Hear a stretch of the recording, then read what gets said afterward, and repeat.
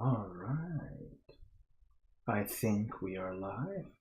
We're going to do an audio check, of course, just to make sure audio is working. I want to go over questions today. We're going to do editor Q&A first. I just want to verify that my audio is working. Just got a new microphone, so I kind of hope that this one will work better than the last one. Hello, Bigfoot. Welcome. Just want to make sure my audio's working. Can you hear me, everybody? Please tell me you can hear me.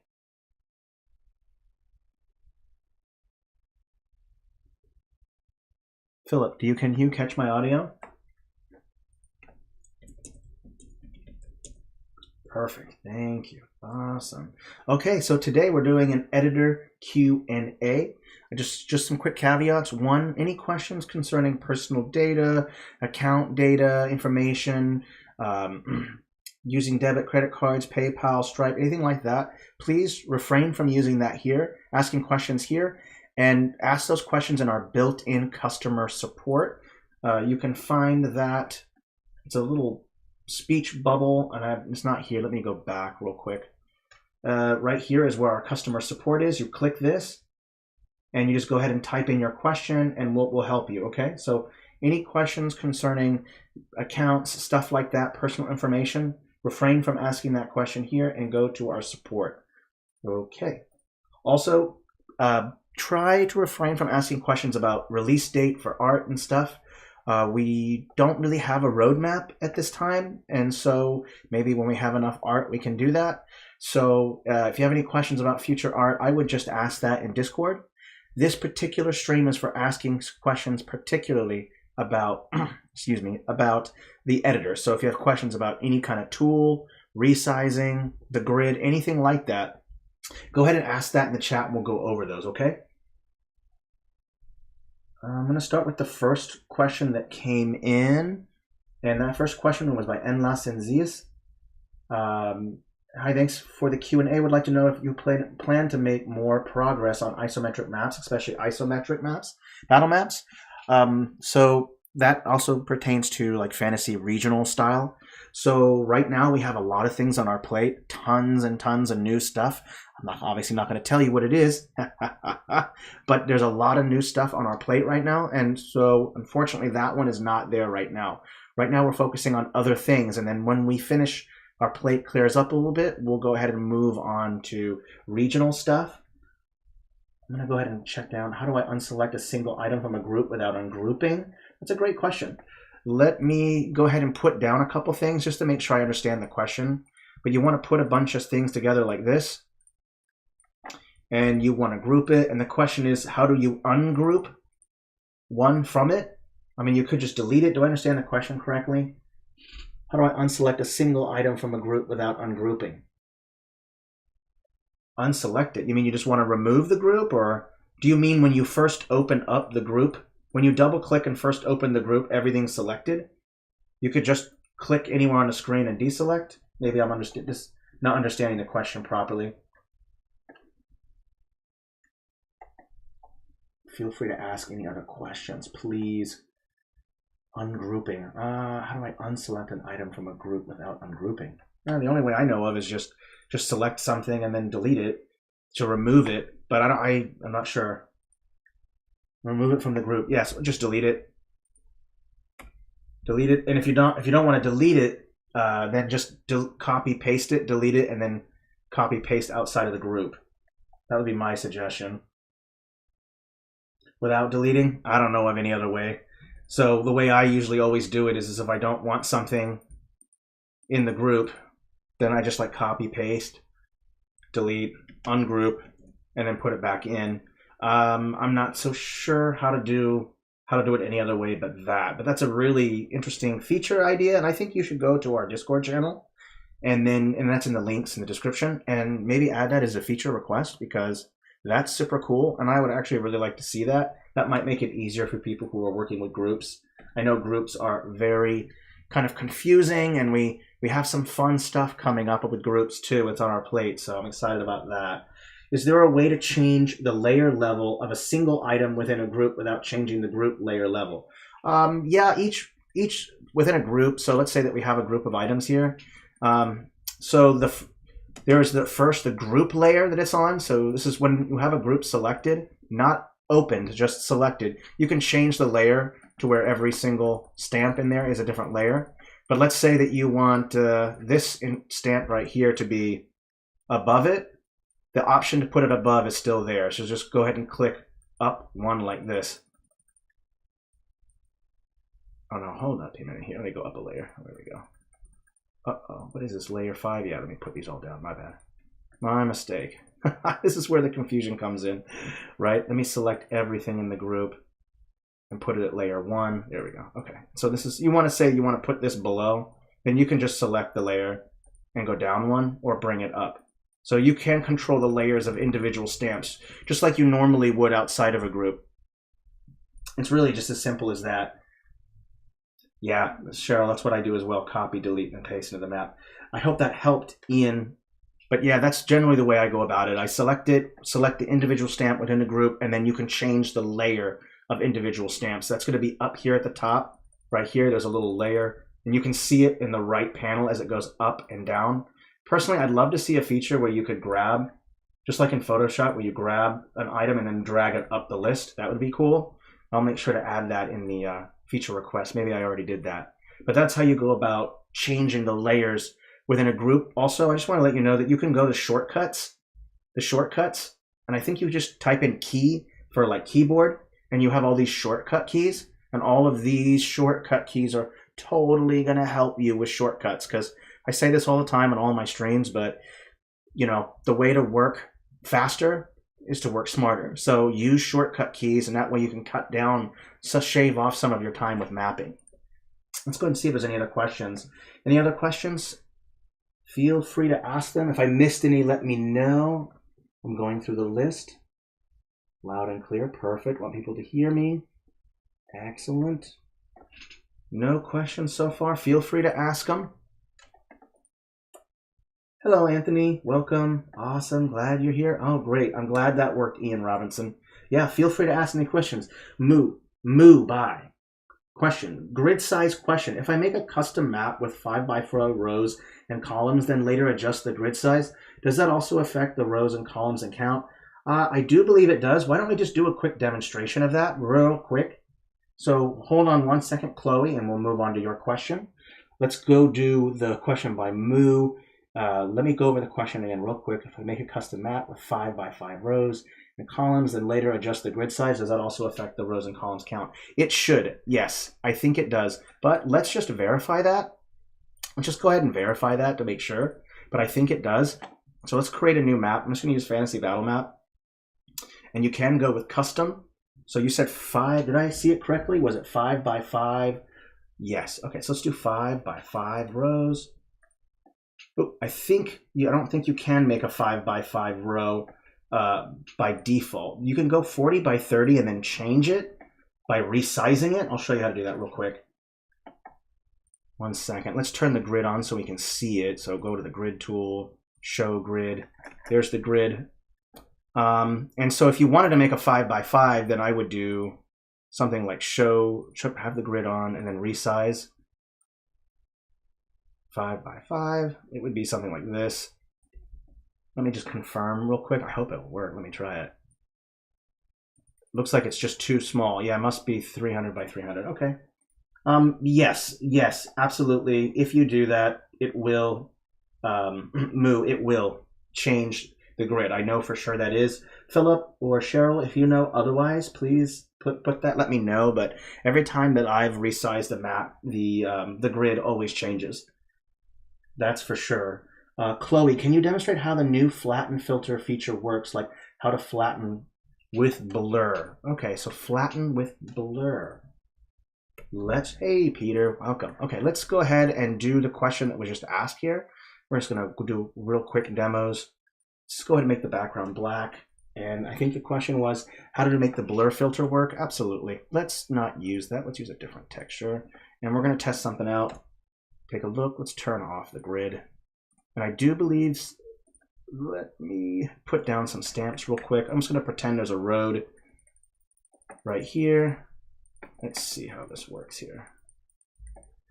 Okay, and I'm just going to quickly add a real quick texture, real fast. Nothing special. Let's go ahead and add a couple here with this. Thanks for bearing with me on this. Okay, just add a little bit here. There we go. Okay, I'm just going to do some single clicks just to kind of make this look nice. There we go. Just want to get some road in here. Okay, so let's just say this is a road and we want to test out the flatten filter. I think that's what it was. Let me just double check. Chloe, good question, by the way. Good question. Let me go over to blur, new filter. Okay, and there is tilt shift and a blur. Chloe, I'm assuming a flatten filter. I'm not so sure I even see a flatten filter. I see miscellaneous filters, but not a flatten filter. Do you mean just flattening in general, Chloe? You mind clarifying a little bit? I know how the blur works. I know how blur filter works, but I'm not sure with flatten. Do you mean just selecting all of these items and then flattening them? Because you can do that, flatten to the BG layer.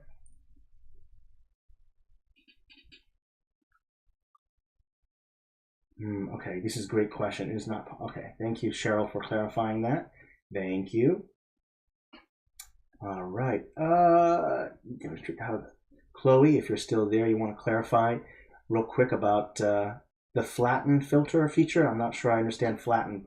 Maybe it's not a filter. Maybe it's actually just a option in the hamburger menu because there's a flatten to BG. If you do that, it's just completely flattened. So if I were to paint over it, it would be completely gone. Like this, paints over it.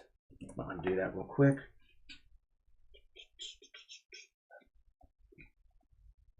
Ah, okay, yeah, I haven't really used that one. So let me go back to filter real quick and we'll go to blur and there's a flatten to BG. Ah, that makes good sense. Let's set the layer to a different layer. Let's also undo. Here, I see it now. Okay.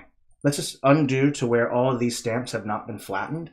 So all those are still there. Perfect. Let's go over to add new filter and click blur. Okay. And I'm also going to drop it down a layer. So we'll just have the blur on the ground. And let's just say that you wanted to put some trees on top of wanted to put some buildings and some boardwalk on top of some trees and you just want the ground to be blurry. Or if you wanted to create a second floor and you wanted the outside ground to be blurry, that's what I would do here. And there is a flatten to BG option. That means that this blur will be flattened to the BG. So I'll just go ahead and flatten it like this. Now there's going to be a warning that pops up. I'm going to read that warning. Flattening this filter will flatten one filter beneath the filter as well as the foreground brush and mask layers. All flattened objects and layers will be rendered on the background layer and will no longer be editable. That means you'll no longer be able to change any of the settings with the filter that you're flattening. That includes stamps as well. Whenever you flatten anything to the FG or BG layer, it's not editable and it will be painted over. So I just want you to know that. So let me just confirm real quick and I'll show you.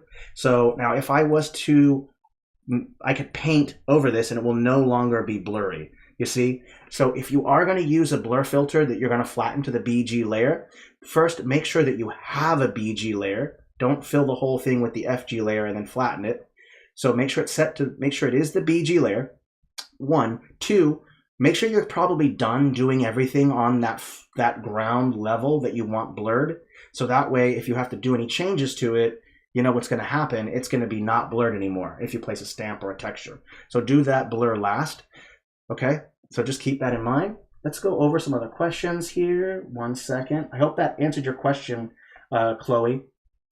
Let me check other questions. Missed question from Ian Robinson. Is there a way to change the layer level of a single? Oh yeah, we actually talked about that one. Is it possible to group some stamps to create a new one, save it and export it to use in other maps? Not yet, but that's on our to-do list. It's highly requested and I would love to have that. We have been advocating for that feature for a long time now. So I'm super excited and it is in the works from what I understand. So super exciting and I can't wait to see that feature. Okay, let me check other questions. Oh, by the way, Bigfoot 1800, just as a workaround, just clone that map and delete everything but that stamp, that group. That's just a workaround until we get that feature added, okay? Let's go ahead and check the next question. Oh, flatten filters to the background, select flatten BG, but leave a castle in clarity. Yeah, absolutely. You would just, again, just change the layer of where the blur is. So if you go to blur right here, let's just go tilt shift just for the fun of it. There is a layer part right here. So you can bring the layer up and down. So let's just say you want the castle to be on layer +5 and you want the blur to be on negative whatever. Okay, so you can change the layer of both filters and items and flatten them to the BG, but it looks like BG only, okay? Just so you know. Let me just keep going over some more questions. There's a lot of them here. Yes, and thank you, Philip, for keeping track of all these questions. Much appreciated. Let's keep going through our questions. Is there a way to mask stamps, like if the wall sticks out too much, or want a part of a body to be on the ground and not the whole corpse? Absolutely. There are two methods of going about this. So let's go ahead and just show you how I do that. First, I'm going to just clean this up a little bit. Let me just, bloop, bloop. Okay. You see how the blur goes away, Chloe? Because it's been flattened. Okay, let's go move on to the next part. So let's say that you want to have, someone mentioned a corpse. So let's do that. Let me add a corpse. 1 second. Okay, so I don't know how to spell corpse right, but I know this person is huge. Now there are two methods of going about wanting to cover something up. Let's say that you have half the corpses covered in dirt or something like that. The first way is kind of an obvious one. You can just flatten it to the BG. So let me just flatten to BG. So now it's completely flattened, no longer editable. And I'm just going to go ahead and take this brush tool, and I'm going to bring the brush down a little bit and just paint over the section that you want to be covered. And so like this would be like half covered in dirt. Let's say you want it to be completely covered, then just apply it again. Okay. Or if you want some of this section in the dirt, or you want the head in the dirt. Okay, so there's different options. Flattening is one way to go about it. Honestly, that's probably the fastest way to go about it, but at the same time, there are other methods, and I'll show you how to do that too. Let me just clear this thing out. Goodbye. Let's keep moving along. So someone also mentioned something about more underwater stuff. So let me show you real quick. This is a popular one. I'm going to show you this real nice trick real quick. So I'm going to go ahead and just make a section of water, and let's say that you, let me also change the add and subtract real quick. So let me just add real quick. So let's just say this is the add mode. This is the add mode, and I want to fill this in with water. So I'm going to go to FG, fill this in. Okay, and I'll change that BG. So this, there you go. Okay. And I'm going to turn off all the layer effects. This is one that I've been meaning to show people for a while, but let's say you want a log half in the water, half out. Okay, so let's grab a tree. Thank you everyone for your patience. I'll try to make this quick. Let's look up fallen trees. Let's take just this large one right here. Let's say that you want a tree half in the water and half out. Okay, so first we're going to do this. You're going to do one first, and I'm going to turn off the shadow for now. No shadow. So you're going to place one, and you're going to flatten it to the BG or whatever layer it is that you want first. Okay, so let's just take this and let's flatten it to the BG, and that's going to show it right here. Okay, then I'm going to go ahead and place another one. Let me turn off random right on top of it, like this. I'm also going to turn off that object shadow. I'm going to switch to luminosity. Come on now, is it not working? Uh-oh, that's not good. Why is luminosity not working? Ooh, this is weird. Okay, I'm going to quickly save and refresh the page. It sounds like it's just old data. I'm just going to call it new map. Bear with me. There's a lot of questions, so let's just quickly go over this one. I'm going to save, refresh. We'll go right back to it. We're going to try to keep this short today, so hopefully under 45 minutes would be great, but I want to make sure I get to everyone's questions as well. Let me quickly refresh. If you run into problems like old data, just save and refresh the page, okay? Just as a heads up,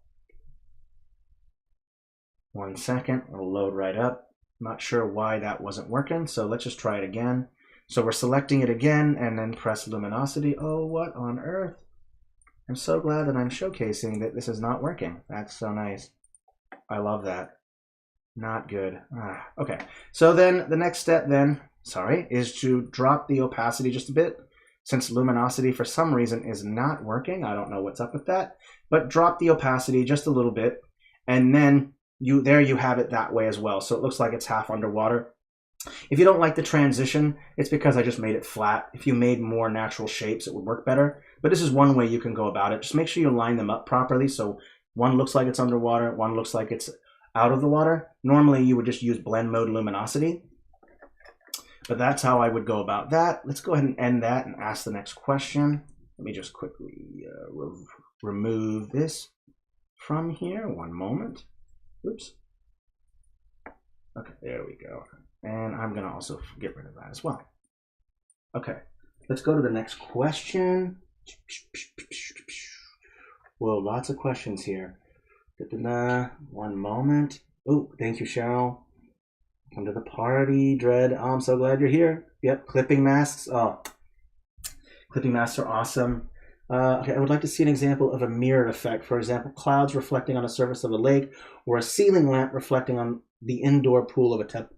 Okay, that's a great question, by the way, and I think I'll quickly do that. So, like before, I'm just going to go ahead and make a very simple kind of water reflection here. Let's just add some water on the ground here.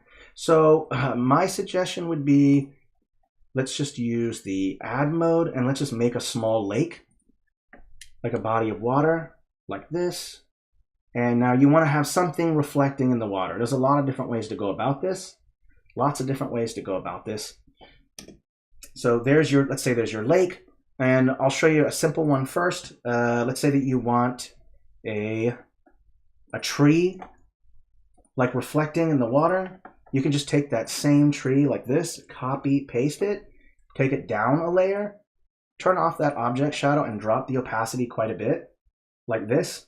And there's your reflection of the tree right there, boom, in the water. Now, if you only want it in the water so it doesn't actually show up on the land, then just flatten it to the layer that the water is on, which is the FG. So now it's flattened there.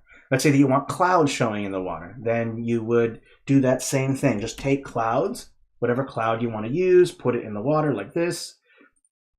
Let's just go through one like this. And then just have them be in the water like this. 1 second. One here, one here. Oopsie, I noticed they have object shadows. Let's turn that off. None. And let's bring the opacity all the way to 100 real first. Okay, so at 100%, these clouds look a little too close. So if I just select them and then drop the opacity down, then you'll see them kind of reflecting in the water. And you can also flatten them to whatever layer the water is on. The same thing with a light source. If you want the light to reflect, just add a light source wherever the light is. So let's say that you have a lamp that's hanging. Let's just say this is an indoor pool and you wanted a light, like there's a lamp above. Just go to lights or light and just pick the light stamp that you want and just put it right in the water like this. And what I do what I do a lot is, something is seriously wrong with the blend modes here. Gonna have to look into that. That's weird. So we'll take a look at that. I'm so glad I'm advertising that. But you take your light source and you just put it wherever the lamp is hanging, so it looks like it's above. You can also take, let's say that you have an actual lamp that you piece together yourself. You could change the blend modes or the opacity to make it look like it's reflecting on the water. That's the same trick that I did here. Just take whatever stamp you want reflected, drop the opacity, and just put it right over the water. And that way it shows like a reflection. It's really as simple as that. It's nothing really that complex. Let's go ahead and subtract all this stuff. We'll move on to our next question. Reflections are tricky, by the way, at least I think so. Blurring the reflected tree in addition also gives a nice effect. Absolutely, bon temps. If you want, you can blur, especially with water, because water is moving, so expect a little bit of blur. So yeah, if you decide to put down a tree and you want the reflection to be there, as you know, if you select an object, there's a blur option right here. and you can just blur individual objects, and that's perfect, especially if you want for a reflection or whatever other reasoning that you want. It's up to you, because there's a lot of options. There's different ways to go about doing things. You can select everything that you want blurred and then press blur. You can use a blur filter where everything is blurred except for where the layers you want it. There's a lot of different options. But yes, thank you, Botan Chris. Absolutely fantastic. Great question. It would be really cool if we could make cutouts of stamps to only use partial stamps. Yeah, that's a cool idea. I would recommend that you put that in feature request if it's not already there on our Discord. Go check it out, of course. Lots of cool options. Is there any other questions? Did I miss any questions? Let me know. Let me check roll up. Maybe I missed something. Please let me know if I missed any questions. I'd like to think I went through them. Let me just check through here. I think they're all here. Cool. Nothing else that I can see. Ooh, great advice, Anthony. Love it. Awesome. Yeah, dump your questions. Ian Robinson, I don't know if this makes sense, but I know you can create a new map as a regional section of a world map if you were to add, subtract the land shape, or change massive amounts of stamps. Is there a way to add that back to your world map without having to go back and change them yourself? Not that I know of, unless Cheryl or Philip knows of a method, but basically you're saying when you resize something and expands out, you don't want to have to use the add mode of the mask tool to expand outward to the section that you expanded. Not that I know of. You just have to take the add mode and just go over it. And yeah, I'm sure that's frustrating. I hope I understood the question. There is a request for an eraser tool. That would be cool. I would love to have an eraser tool. That would be awesome. Yeah, definitely go check out our links in the description below and to look for all the essential links. There's a Discord link there. Go check it out. Please go check it out. Also, just a quick update. Tomorrow I'll be uploading the Valentine's Day stream from Discord. So go check that out, 10 a.m. PST, Pacific Standard Time. Please ask as many questions as you can because I want them all. Ooh, Daniel, access to this group does require that you have the same. Yeah, just for anyone who doesn't know, we do have what's called clipping masks, and I actually was supposed to show that in a previous, and I forgot to do it. If you go into the catalog, and I can't remember where they're at. I think it's under Fantasy Battle Maps 2.0. Let me just verify real quick. Let's just go to the bottom of the catalog where I think they're located. Just so you know, if you don't know where clipping masks are, I think they're at the bottom. There they are right here. So there are, if you don't know what a clipping mask is basically an object that has no texture of itself, but it has like a mask on it that picks up whatever's on the FG layer. So now there are two types. There's one that has a blurred edge, and there are different shapes, a square, triangle, different one, a circle. I'm going to use the blur, but if I place this stamp, you'll notice that it picks up whatever texture is on the BG layer. So you can see as I place this down, you'll see that the FG layer, which was that water, shows up. So these are great for hiding things. You want to hide something under the water. Let's say you want to drop, let's say that, let's turn it. You can see the clipping mask on and off. You want to use this to make it look like some character, especially the blurred edge, because you can see some of the leg going down. That's another way you can go about it. Let's say that you want to make it look underwater. So then go to that FG layer and then just put this down like that, and boom, there it is, more under the dirt, right? And there are different types of clipping masks. There's also a hard edge one as well. Let me go down. I think this one right here is a hard edge. So if I place this down, you'll notice right away that it's a nice hard edge, while this one's soft.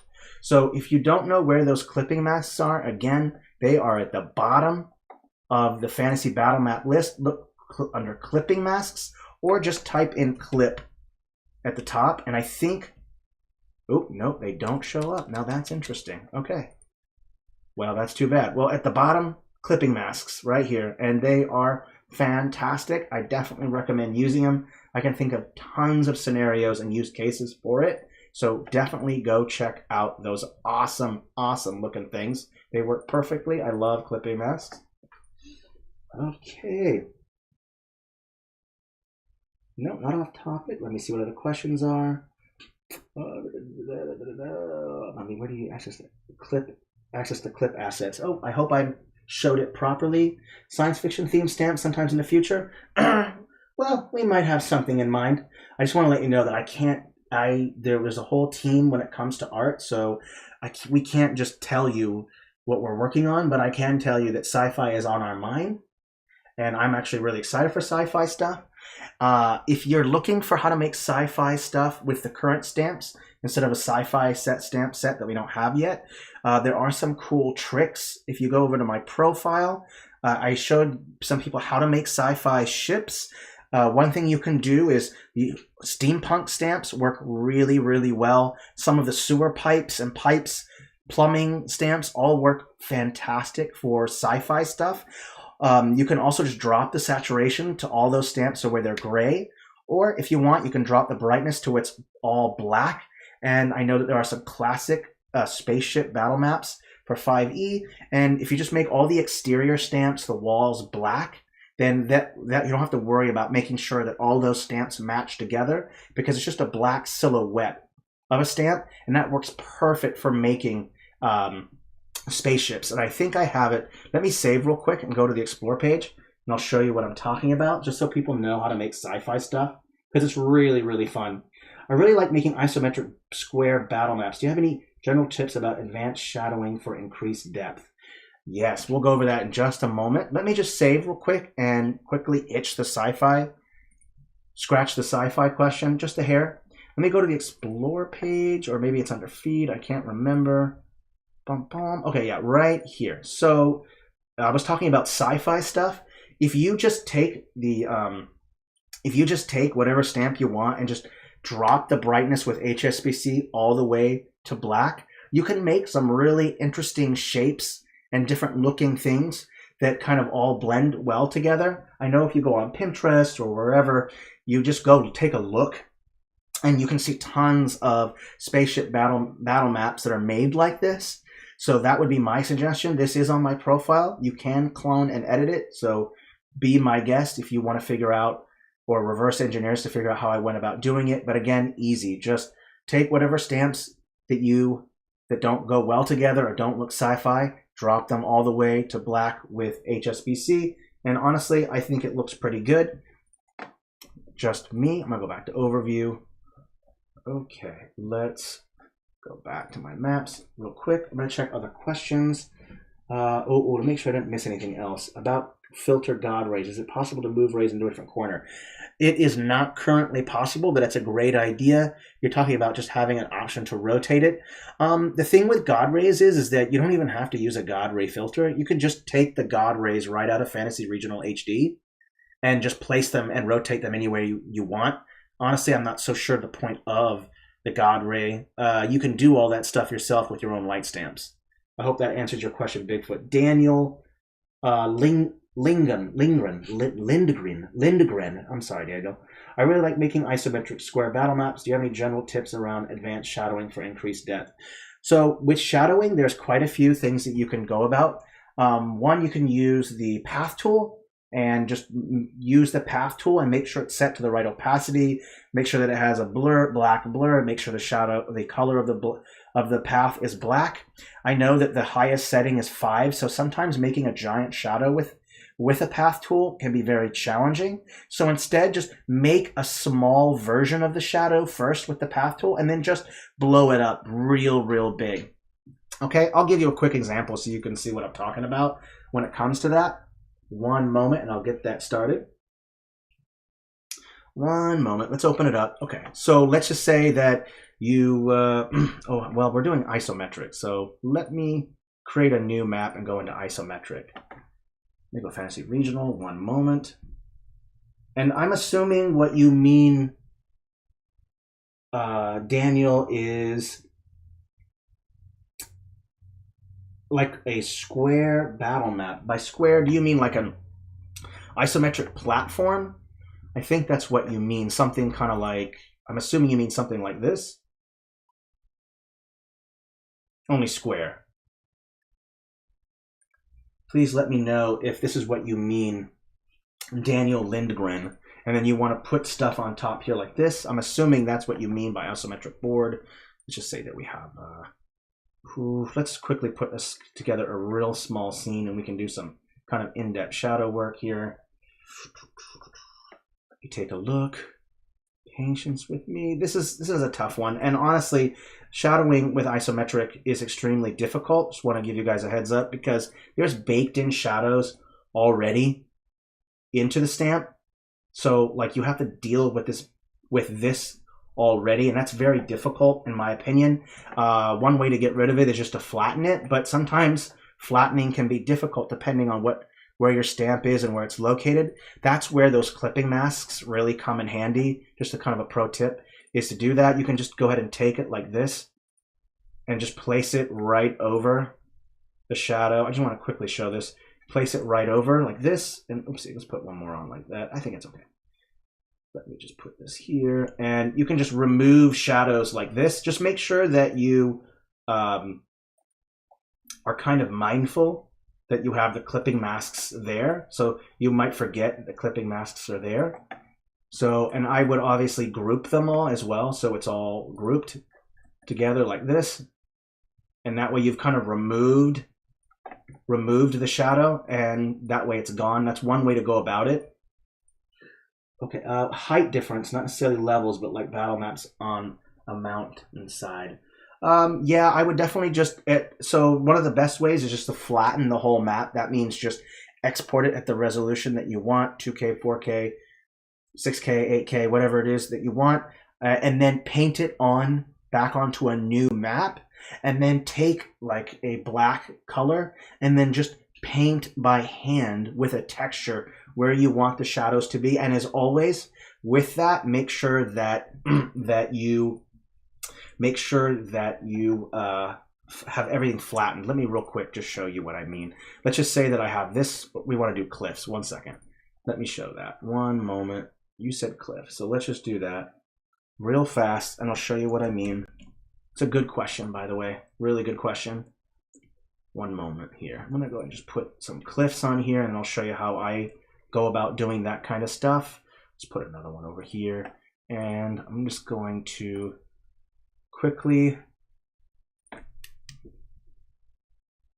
create a ledge here like this. There we go. Okay. Just pretend that there's a ledge there. There we go. Okay, so now you have, let's say you have these kind of cliffs right here, and you want to show some kind of shading. There's multiple ways to go about it. There's flattening them, or you can use that path tool trick. Let's just do the flatten part first. So select them, let's just group them, and then let's just flatten to the FG layer. So now they're flattened. Let me quickly just add this here. Okay, so you want to put some shadow right here to show some height. I would definitely go with color, black, drop the opacity down. I usually stick to about 30 because when it comes to shadowing, I like to do just maybe a couple swipes. So you want to show some distance here, FG 30, just go in here like this and do that first pass. Try not to go over onto the top part too much. This, and the shadow will determine on where your light source is. So if the shadow is popping out like this, you'll notice that the shadow is kind of popping out like this. So obviously your light source is over here. Okay, you always think about where your light source is because that's how you determine where your shadows are at. So let's do another one right here. Now the farther the shadow goes out, that means the closer the sun is to the horizon. Shadows become more elongated the closer the sun is to the horizon. So if the sun was straight up at, like, let's say noon, high noon, then the shadow would be weak and not very much. It wouldn't be projecting away from the light source as much. Once you've done that first pass, go ahead and do a second pass just to make it a little bit darker if you want. And you can just put it up against the side here like this, just one pass like this. And then I try to do a final pass, which is called ambient occlusion. And I try to just create this little dark segment right here like this, and you can even do little single clicks if you want. And then there's also other methods of going about this. You could also just use the edgy brush to do it all. So let me just go back over. Let's say you want to use the edgy brush instead. I'll show you how to go about this. Just one moment. Let's just put that back. Okay. Oopsie, my mistake. Let's just undo it to the point where I unflattened it. My mistake. Restore. There we go. I think these stamps are back. Let me just verify. Oh, perfect. Okay. Let me just go up ahead. Okay, yeah, that works good. My mistake. I kind of goofed it up there. I'll have to do that again. Sorry. One moment. Let's go ahead and quickly add this again.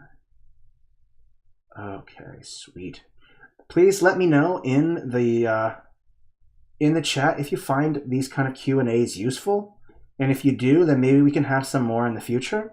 So please let me know. If you don't find it useful, let me know. So let's say you want to go do that again with color black. Switch over to Edgy Brush and make sure it's not set to smooth. And make sure you drop the opacity down quite a bit because there is no softness blur around the Edgy Brush. It's set into kind of like fractals, so it will be hard edged when you apply it. So if I go ahead and apply like this, you'll see that there's some nice hard, some really nice kind of shape to make it look like there's like an edgy cliff face. So that's kind of another method to go about it, is use that Edgy Brush. You get this nice kind of hard edges as you're placing your shadows. To me, looks pretty nice, looks interesting. Let me apply another one. You can see what it looks like when you apply it again. And I always go with some single clicks here, just a little bit, just to add a little bit more texture for fun. So there are a lot of different ways to go about it. You can even use a darker brown texture, real dark, to add in your shadows. Both work really, really nice. Hey Art, welcome. I hope that answered your question on that. Let's keep going with more questions here. It is very useful. Thank you, Ian. I appreciate it. Awesome. Okay, random question, but is there a way I can create roofs to use as object tokens in Roll20, say, overlay them? There isn't. And technically, right now, that violates our TOS. So just to make sure that there's no confusion, so this is how it works. So all the maps that you make are yours. They belong to you. They're not ours. We can't do anything with them. They are completely your IP with the Pro version. They're your IP to do what you wish with, okay? But the individual assets can't be extracted out of the tool and then puts in another tool. Like that violates our terms of service. That's something that we might want to consider addressing maybe in the future, but for right now, we do try to ask people to refrain from extracting art out of the tool and into another tool that's not ours. So that is technically a violation of the TOS. An example of that is the way that you extract something from it is if you were to use a white background or black background and then import it into Photoshop and then use, let's say, the lasso tool, select tool, and then delete all the black background and then place and then try to extrapolate that out and then put it into Roll20.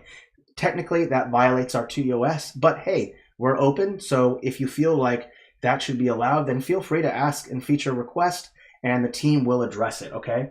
I'm sorry about that. That's not allowed, but unfortunately for the time being, that does violate TOS.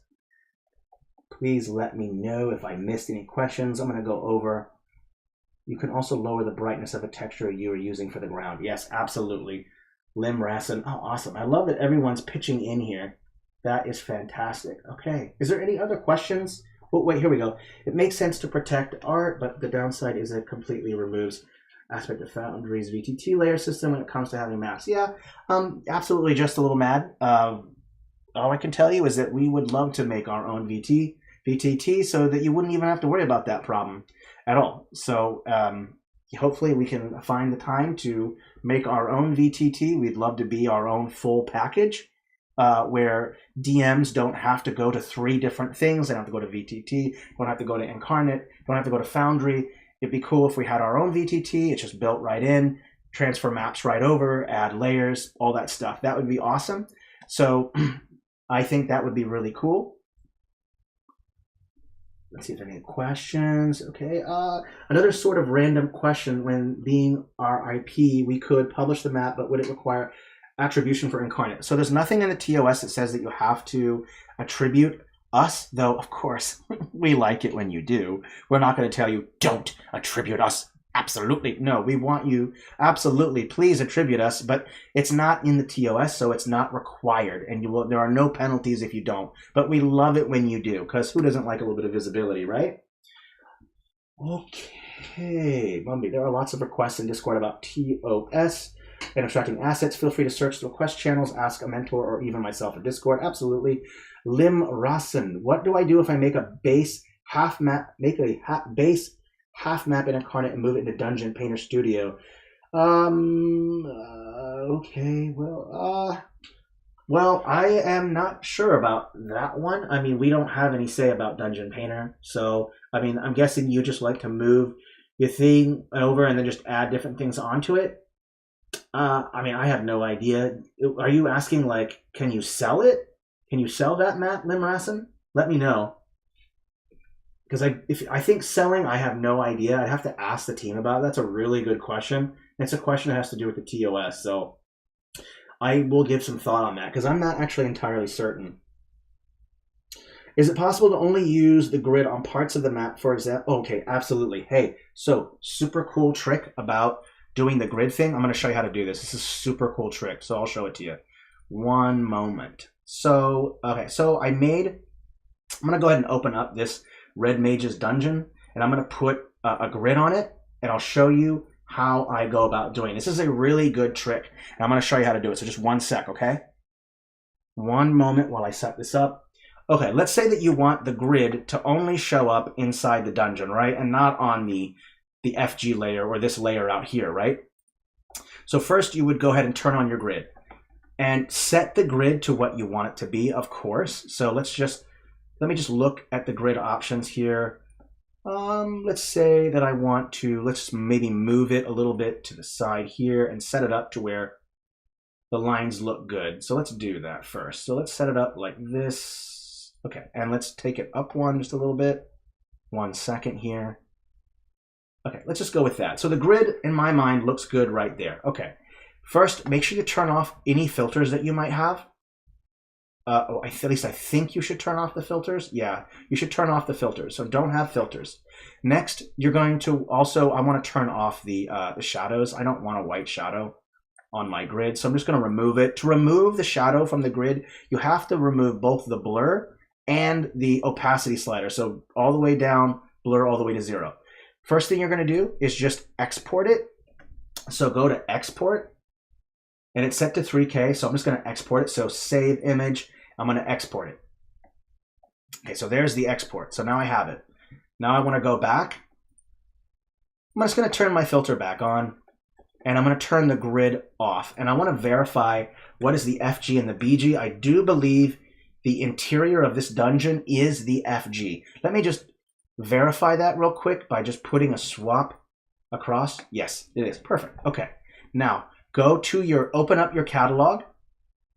You go to custom assets, go to upload. And you're going to upload that stamp that you just uploaded. So this Red Mage's dungeon. Okay. Now, just so you know, this is just for previewing and scale. So has nothing to do with when you apply it. You'll have to do that elsewhere. This is just to give you a preview, okay? Save that texture. So now we're going to save it. Just give it a moment. I love this trick, by the way. Sometimes the grid just looks so bad when you apply it to the whole thing. So let's select it first. Now let's go to the advanced settings, and we might have to change the size. And I'm going to go ahead and change it to 300. I think that's the right size. Let me just verify that. 3,000. There, 300. Nope. It might be 250. Let me just make sure. Nope. I might have to go down even more. Let's do 200. My mistake. Uh-oh. What is going on here? Let me go ahead and just do it by hand. There we go. I think that looks right. Let me just go up just a little bit more. I want to make sure that the whole thing is lined up properly when I put it on there. There we go. Okay. So now you have that. I'm going to turn the grid off too. Don't want the grid on.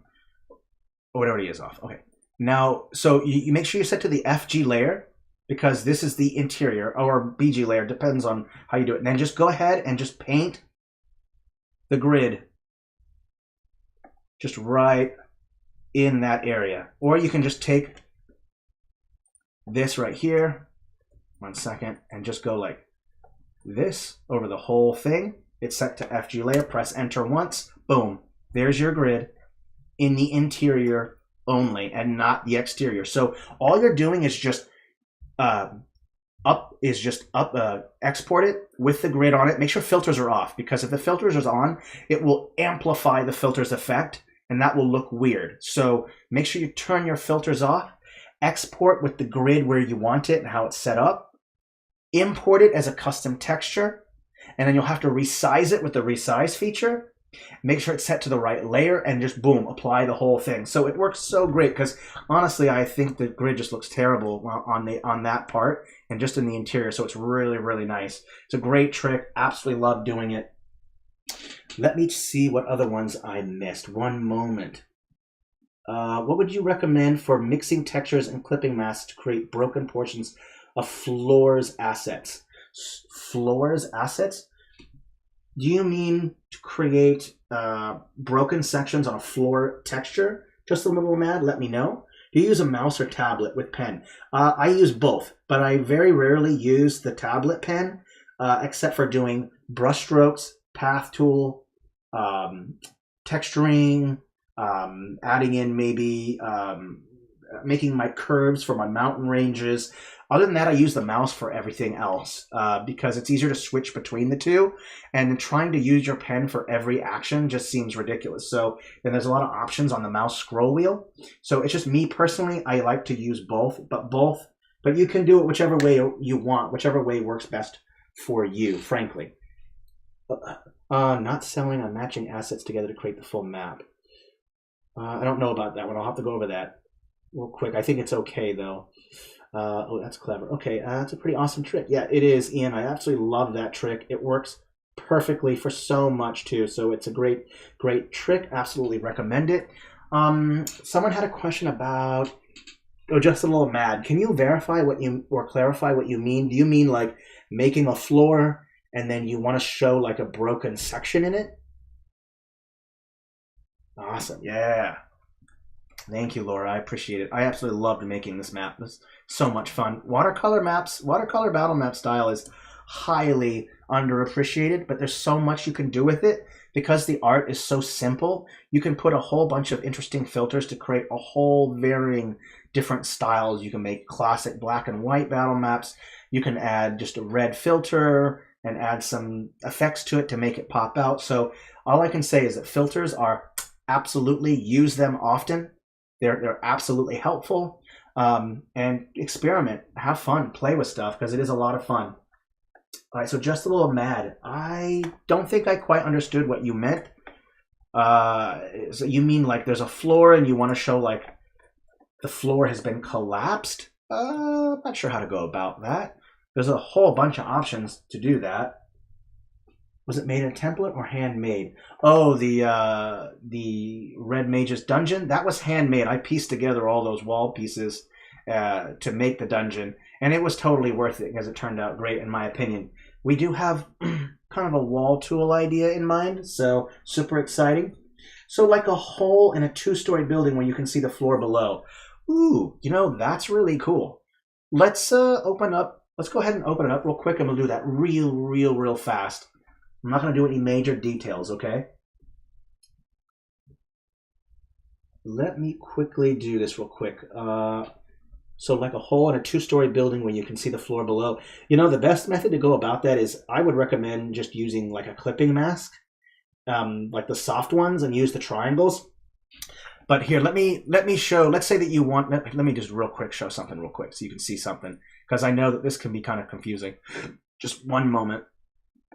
And I'll show you a kind of a trick that I like to use. Excuse me.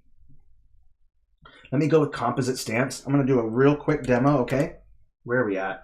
11:53. Dang, okay. It's okay, though. I don't mind. Let me expand all. Let me just open up. Let's just pretend that this is a third floor, or second or third floor.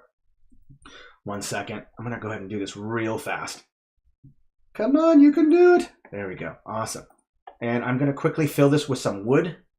Now, a second floor, unless it's a dungeon or a castle, most of your second floors are going to be made of wood. So let me just get a wood texture real quick. I'm going to fill it in here, and I'll show you how I would go about doing that. Just a little mad. It's a great question, by the way. Super cool question. Great idea, and I'll quickly do that, and I will get to the other questions. Don't worry. Let me just quickly, oopsie, let me turn that softness off. There we go. All right, so I'm just going to quickly fill this in. For me personally, I try to use the texture that's applied, and then try to come up with following that pattern. So let me use the path tool real quick, and I'll show you how I would go about it. I'm going to use this as a guide. So these panels right here, you could just kind of pretend that there's like the floor panel has been removed or something like this. Just say that it's been removed, something like this, and just use that as a guide, right? So let's say you want to have this, so the floor is wrecked. So you want to have something there like that, and then maybe you want to put some clipping masks at the bottom. So you could fill that space with clipping masks. 1 second, and I'll show you how I did this. It's gonna load slowly because I'm editing in 3K. 3K is wunderbar. All right, give that a second to load real quick. Okay, 1 second here, and I'll put this together. Clipping masks are at the bottom. Oh, they are so slow to load. Let me turn off the expand all option here, and we can just kind of scooch along to the bottom once my computer becomes available. Okay, here we go. So I would probably use the hard clipping masks for now. I don't know if you should use blurry or not, but you can just go ahead and place one down like this. And I think we're going to use the transform tool. So advanced settings, go to transform, and you can change like the width and height of these things like this. So you can go ahead and just like place a couple here, copy, paste it, copy, paste one here, copy, paste one here, here, here.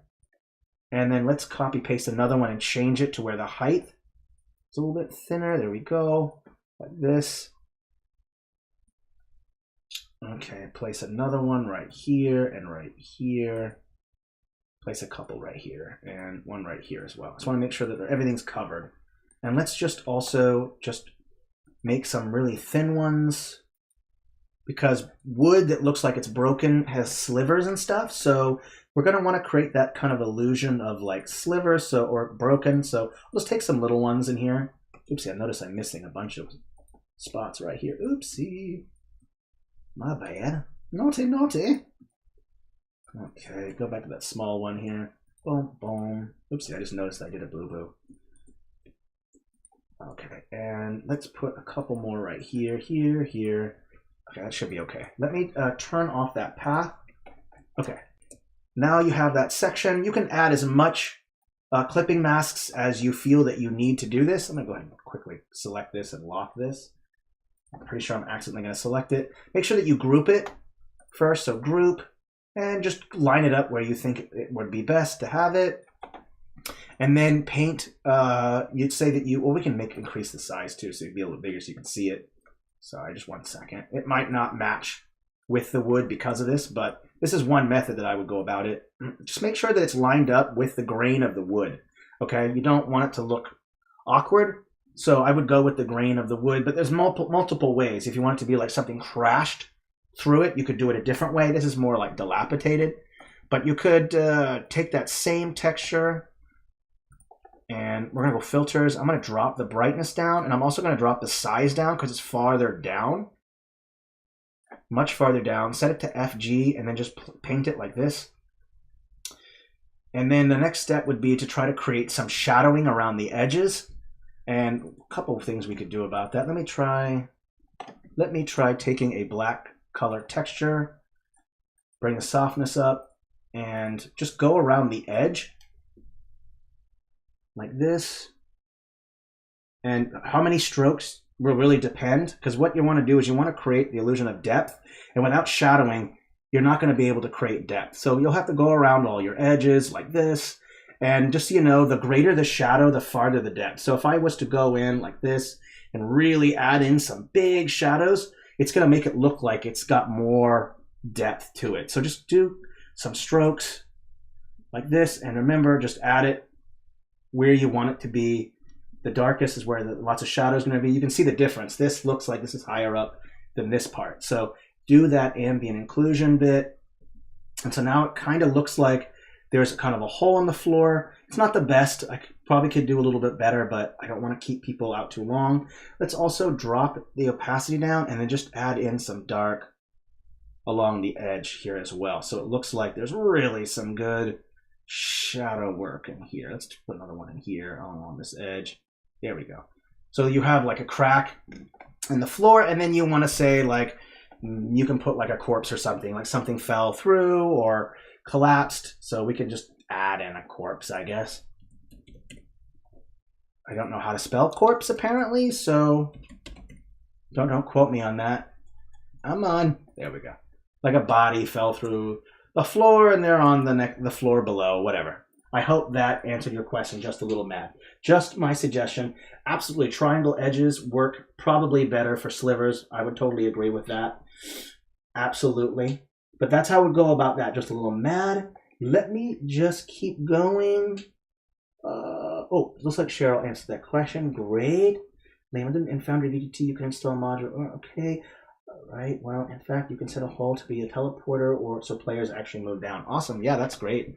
They just jump down the hole. Make sure there's like a bed down there or something they can land on. They don't want to break a leg. Or they could break a leg. That's cool too. The only issue that you might have is if you want something to look like it's overlapped. So let's just flatten this to the FG layer. And you can make it look like there's something underneath. You can take crates, same thing. You want to take whatever stamp you want. Whatever you want. 1 second, let me just pick a random one. You know what? This person died from eating some not so good chicken. So we're going to put that there and flatten it to the FG layer. So that way you want things to look like there are objects underneath the boards. That will give it extra depth. Remember, use the clipping masks, and this layer, this wood right here, has to be on the BG layer because you want them to be separate. Don't put the interior on the FG and then the clipping masks as well, because it'll all be on the FG layer. So if you are going to go about this outside of flattening, I recommend that you make sure that your interior, your second floor, is all on the BG layer, and that way when you go to flatten, this thing won't flatten and go across. It's going to go underneath these clipping masks. Okay, just a quick pro tip. Awesome. At least I have some chicken down here to eat. Nom nom nom nom nom. This chicken is terrible. Blah! Death. You're gonna have to do some kind of like dexterity check or something. Roll. Do you die from evil chicken? Yes. All right. Is there any other questions? And if I missed any, please just repeat them again in the chat. I'll make sure to go over them. I see a lot of questions were answered already from Cheryl. That's fantastic. Great tip from Cheryl here. If you flatten after your shadow, you'll have to fix the shadows over the newly flattened items. Yes. Awesome. Yeah. Any other questions? Let's try to wrap it up. So if there's any more questions, let's go ahead and answer those now. Could be fun full demo as well. Absolutely. Yeah. If you have any questions, let's go ahead and ask the death by chicken. Yeah, that's the way to go, right? One of your players, that's how you deal with murder hobos. You just, hey, eat this chicken. Clipping masks is amazing. So much possibilities. Absolutely. Clipping masks are magic. I definitely recommend using them. They're great for using all kinds of techniques. So maybe I can do a tutorial, a full-blown stream on clipping masks. That would be a good idea. And the many use cases, because trust me, there is an endless number of use cases for clipping masks, and maybe even a path tool one as well, because path tool is awesome. Yeah, if you have any other questions, please let me know. I don't mind answering more questions. I've really enjoyed this stream. It's nice to just ask some rando questions instead of having to go through with this making a map. So that's kind of fun. Also, I wanted to take some breaks from streaming and maybe just adding in some time lapses. So if I noticed that time lapses are more viewed, they're more popular. So maybe I can in the future try to make some maps and then time lapse it and share them with you so that you can see my process that's sped up. I understand that time lapses are much shorter. These streams are like hour, 2 hours. I've been trying my best to come up with methods to slow it, to make it so it's much shorter. So yeah, I'll try to do some time lapses coming up here pretty soon. Is there any other questions? Let me check. Yes.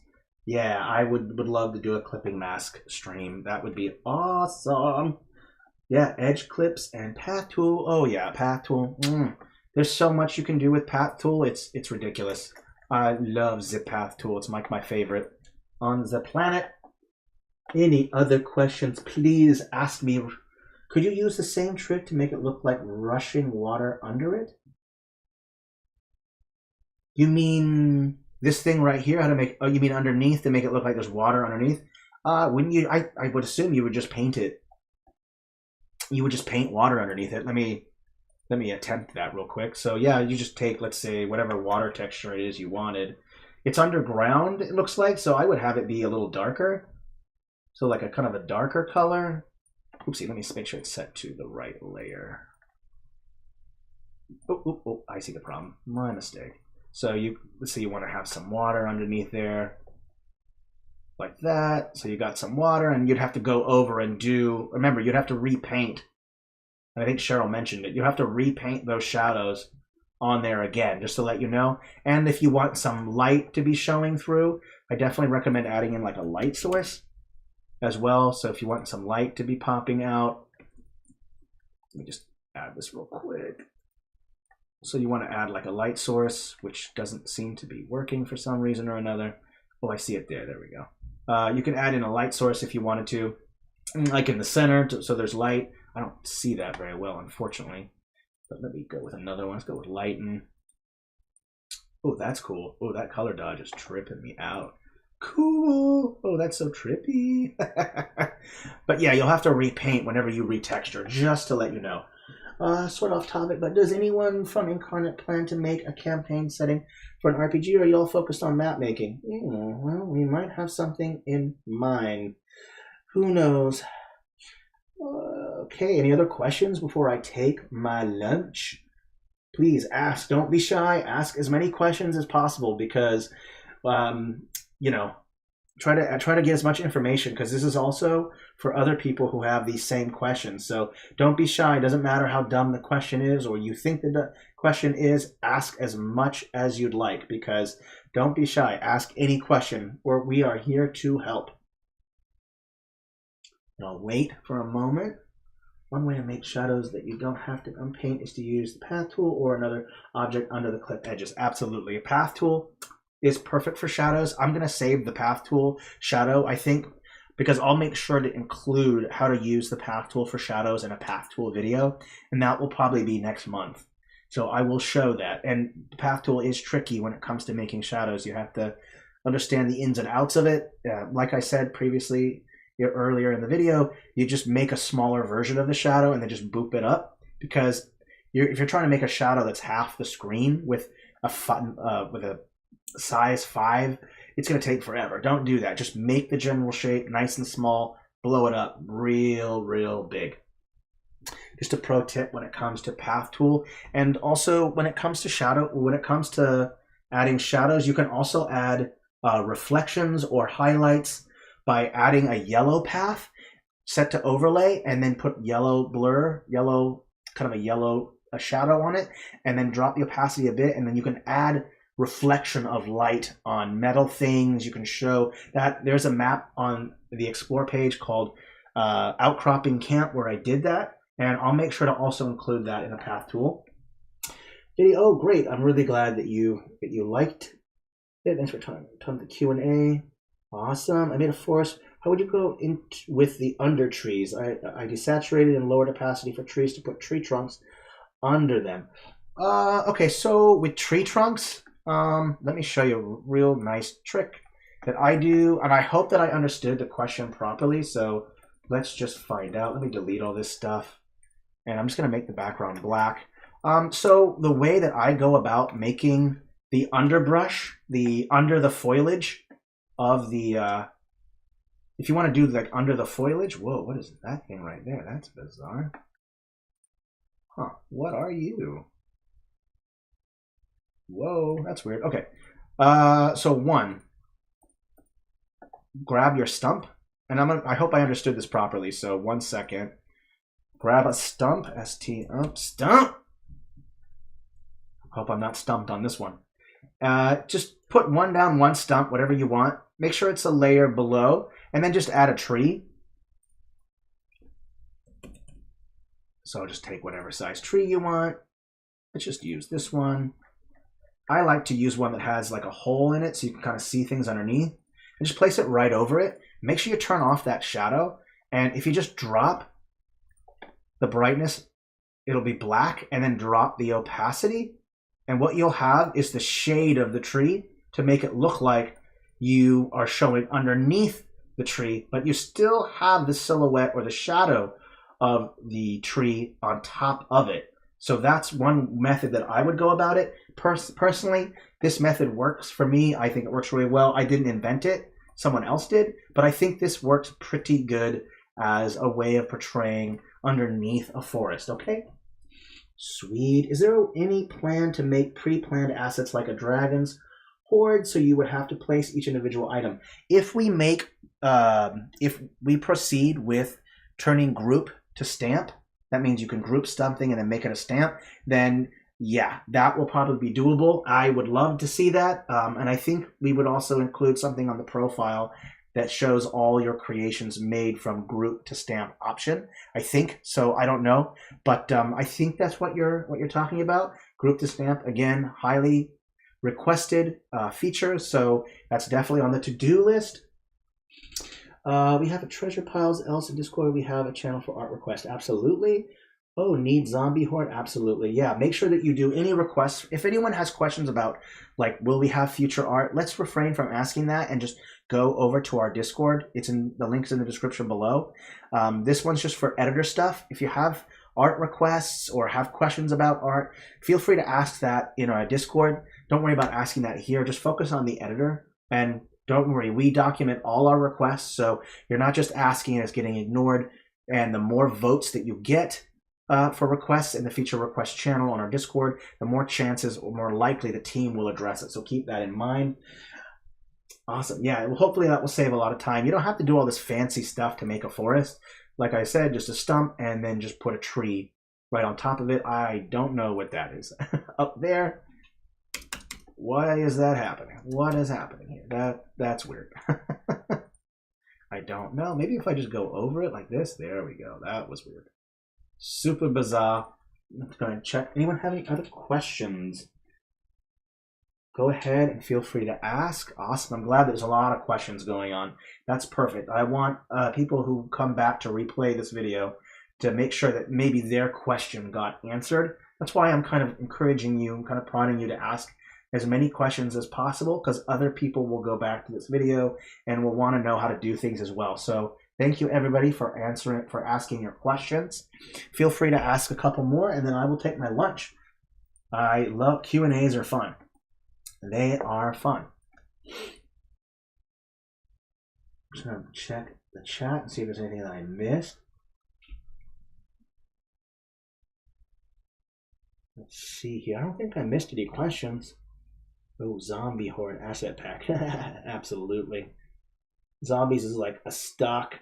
It's just stock. You gotta have it. Okay, I don't think I missed any questions. I'm going over the list and it seems like I didn't miss anything. Philip, Cheryl, if I missed anything, please feel free. Or if anyone, I missed your question, feel free to ask it. All right, well, I think I'm gonna go to my lunch. Thank you, everybody. The stream was great. Thank you again for answering questions. Feel free to leave comments in the comment section if you have any other questions, and we'll make sure to address those maybe in another stream. Okay. Thank you, everybody. You've been fantastic. Oh, is there a treasure texture? I believe so. Check the dungeon pack, by the way. Thank you, everybody. You've been awesome. Please stay safe and healthy, and merry map making. Auf Wiedersehen.